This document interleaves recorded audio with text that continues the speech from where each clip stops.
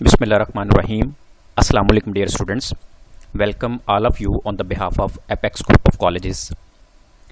Dear students, I am Professor Muhammad Bilal, Head of Commerce Department. Today is our second lecture of Principles of Banking. Last lecture के अंदर जो है वो आप लोगों ने लेक्चर नंबर 1 के अंदर आप लोगों ने बैंक जो है उसके तारीखी पस मंज़र, उसके इर्तिका और उसकी चंद जो है वो डेफिनेशंस को देखा था। आज हम लोग जो है वो अपने सेकंड लेक्चर के अंदर इंशाल्लाह डिस्कस करेंगे बैंक की जो अहम दस्तावेज़ात हैं जो कि इम्पॉर्टेंट डॉक्यूमेंट्स ऑफ बैंक, जिसमें 3 बुनियादी डॉक्यूमेंट्स शामिल हैं, उनको इंशाल्लाह हम लोग डिस्कस करेंगे। तो डियर स्टूडेंट्स, बैंक के जो इम्पॉर्टेंट डॉक्यूमेंट्स होते हैं ये बुनियादी तौर पे किस पर्पज़ के लिए हैं और इन डॉक्यूमेंट्स के अंदर किन चीज़ों को जो है वो मेंशन किया जाता है, इस हवाले से इंशाल्लाह हम आज के लेक्चर में जो है वो डिस्कस करेंगे। डियर स्टूडेंट्स, बुनियादी तौर पे जो बैंक है ये भी एक कंपनी की शक्ल है। जिस तरह से आप लोगों ने प्रीवियस अपने लास्ट ईयर के अंदर असूल तजारत या प्रिंसिपल्स ऑफ कॉमर्स में कंपनी और उसकी तश्कील के हवाले से जो है वो क्वेश्चन पढ़ा था, तो कंपनी जो है जब उसकी तश्कील का मरहला आता है तो उसमें 3 अहम दस्तावेज़ात जो हैं वो रिक्वायर्ड होती हैं कानून की तरफ से, जिसमें कंपनी का जो आइन है जिसको हम मेमोरेंडम ऑफ एसोसिएशन कहते हैं, कंपनी के क़वाइद व ज़वाबित जिसको हम आर्टिकल्स ऑफ एसोसिएशन कहते हैं, और कंपनी की प्रॉस्पेक्टस, ठीक है जी, जो कि कंपनी का पेशनामा कहलाता है। तो ये 3 बुनियादी तौर पर डॉक्यूमेंट्स जो हैं वो कंपनी की रजिस्ट्रेशन के टाइम पर रिक्वायर्ड होते हैं। अब जो बैंक है आपका, बुनियादी तौर पर इसकी जो रजिस्ट्रेशन है वो भी एज इट इज़ जैसे कंपनी है उसी तरह से होती है, लेकिन इसका जो वर्किंग है उसके लिए हमारे पास अलग से जो है वो कानून मौजूद है जिसको हम बैंकिंग कंपनीज आर्डिनेंस 1962 कहते हैं। तो डियर स्टूडेंट्स, ये टॉपिक जो है जिसके अंदर हम बैंक का आइन, बैंक के क़वाइद व ज़वाबित और बैंक का जो पेशनामा है उसके बारे में इंशाल्लाह एक ओवरव्यू देखेंगे। डियर स्टूडेंट्स, सबसे पहला जो डॉक्यूमेंट है वो मेमोरेंडम ऑफ एसोसिएशन या जिसको हम जो है वो बैंक का आइन कहते हैं, वो सबसे अहम डॉक्यूमेंट है। तो सबसे पहले हम इसकी तारीफ़ देखेंगे कि जो हमारे पास बैंक की सबसे अहम दस्तावेज़ है जिसको बैंक का आइन कहा जाता है, उससे क्या मुराद है। तो बैंक का आइन जो है ये एक ऐसी दस्तावेज़ है जो कंपनी के हकूक़, इख्तियारात और मकासद का तयन करती है, और बुनियादी तौर पर ये सबसे अहम दस्तावेज़ है, इसलिए इसकी जो तैयारी है उसमें बड़ी एहतियात से काम लिया जाता है, और जो बैंक के माहिरीन होते हैं ये आमतौर पर ये डॉक्यूमेंट उनसे तैयार करवाई जाती है। और ये डॉक्यूमेंट जो है जो बैंक के बानी हैं जिनको हम प्रमोटर्स कहते हैं ये वो तैयार करवाते हैं। अब बैंक का जो आइन है ये बैंक की इसके अंदर कानूनी हैसियत जो है उसको बयान करता है, और बैंक जो है वो किस मकसद के लिए जो है वो आपने जो है वो बनाया है उसके मकसद को जो है वो उसके मकसद का तयन करता है, ताकि बैंक जो है उसका कोई भी अमल जो है वो गैर कानूनी ना हो। अब आइन के अंदर जो है वो बुनियादी तौर पर बैंक का जो आइन है उसमें 6 मुख्तलिफ शिक्कों को जो है वो वहाँ पे मेंशन किया जाता है। 6 उसके आप लोग कह सकते हैं कि पार्ट्स होते हैं, जिसमें पहला जो है वो नेम क्लास है, दूसरा जिसको है वो हम हेड ऑफिस क्लास कहते हैं, तीसरा कैपिटल क्लास है, चौथा जो है वो ऑब्जेक्ट क्लास है, पांचवा जो है वो लाइबिलिटी क्लास है, और छठा जो है वो एसोसिएशन क्लास है। डियर स्टूडेंट्स, ये जो आपका मेमोरेंडम ऑफ एसोसिएशन है इसकी 6 शिक्कें हैं, ये 6 इसके आप कह सकते हैं पार्ट्स हैं, जिसके अंदर जो पहला है वो है बैंक का नाम। बैंक का नाम जो है वो सबसे पहले उसका तयन किया जाता है, और बैंक के नाम जो है उसके हवाले से आप प्रॉपर जो है वो सोच विचार के बाद उसका नाम जो है उसका तयन करते हैं, क्योंकि आमतौर पर जो बैंक है उसका नाम जब एक दफ़ा तय हो जाता है तो फिर उसे इतनी आसानी से हम तब्दील नहीं कर सकते। इसमें कुछ चीज़ें जो हैं वो आपने उनको मद्देनज़र रखना होता है जब आप बैंक का नाम जो है उसका तयन करने जा रहे हैं, कि आपने बैंक का नाम जो है वो डिसाइड करना है जो पहले से किसी रजिस्टर्ड बैंक का ना हो, ठीक है जी। और इसके साथ साथ जो है वो अल्फाज के तौर पे या जो उसकी तस्वीर है उस नाम की वो किसी दूसरे बैंक के नाम के साथ धोखा ना दे रही हो। इसी तरह से एक बैंक जो है वो आमतौर पर उसके हिस्सेदारों की जिम्मेदारी महदूद होती है, तो इसलिए जो बैंक होता है उसके नाम के साथ लफ्ज़ जो है वो लिमिटेड लगाया जाता है। इसके बाद जो दूसरी शिक है उसके अंदर सदर दफ्तर के बारे में है, और बैंक का जो आइन है उसमें बैंक का जो सदर दफ्तर है उसकी जगह और उसके मुकम्मल कह लें पता जो है वो दर्ज किया जाता है।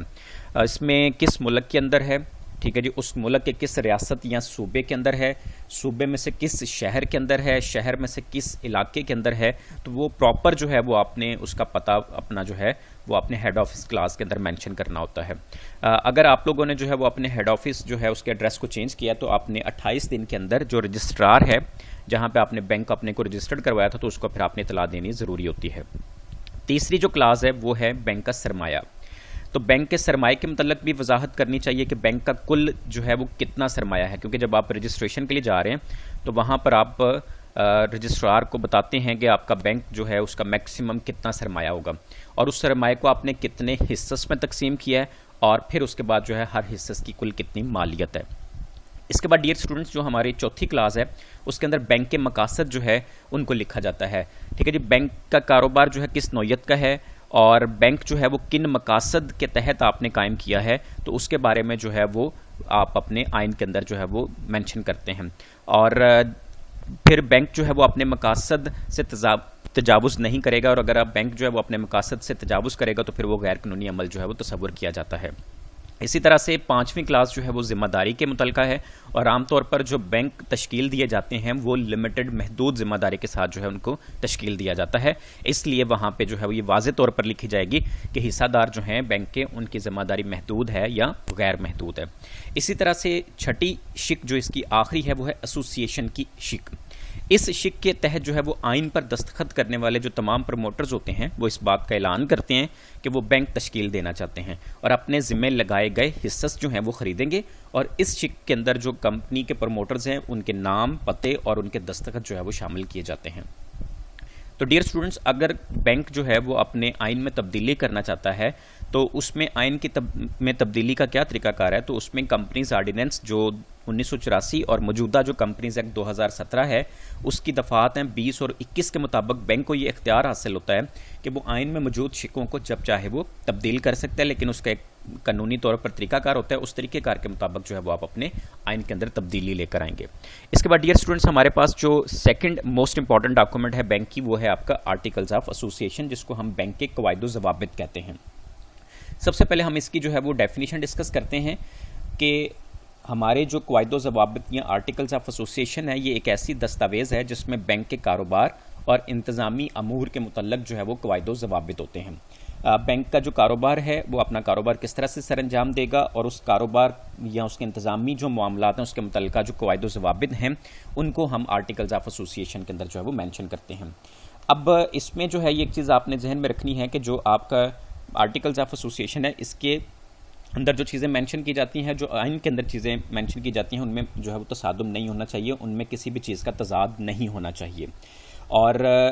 اس کے مطابق جو ہے وہ آپ کا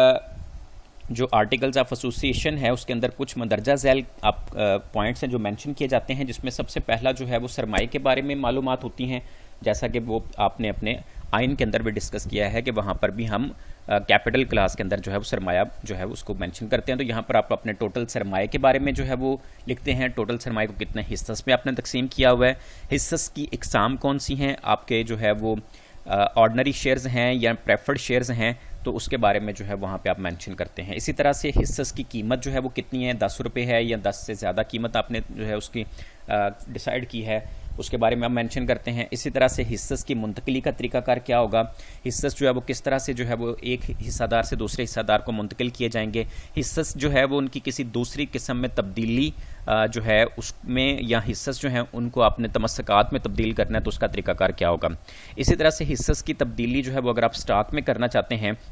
ٹھیک ہے جی، تو وہ کس طرح سے تبدیلی ہوگی۔ اسی طرح سے ڈائریکٹرز کے نام اور ان کی تعداد وغیرہ مینشن کی جاتی ہے، ڈائریکٹرز کے فرائض اور ان کے اختیارات مینشن کیے جاتے ہیں، جو بینک ہے اس کے حسابات اور ان کے جو ہے وہ پڑتال کا طریقہ کار جو ہے اس کے اندر لکھا جاتا ہے، حصہ دار جو ہیں وہ جب کمپنی کی میٹنگ ہوگی تو اس میں کس طرح سے جو ہے وہ ووٹ دیں گے اس کا طریقہ کار جو ہے وہ مینشن کیا جاتا ہے،